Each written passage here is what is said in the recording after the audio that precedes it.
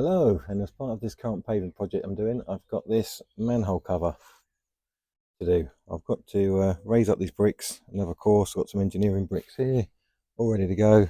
I've got one brick here that's loose from the first course, get that in first, build this up, and then we get the recess tray on top.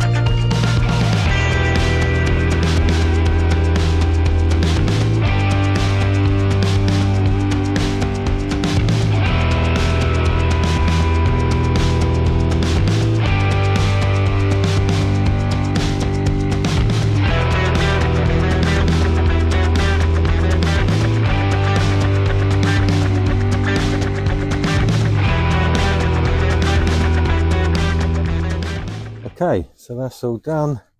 Obviously got the lid to put on. As you can see, I've got it sloping away from the wall to match the angle that the paving's going to go, so it doesn't look odd. If I put that in flat and my paving's obviously got a fall going down that way, it's going to look a little bit strange. So I'm going to let that go off a little bit, and then I'll get the lid on and show you that in a bit.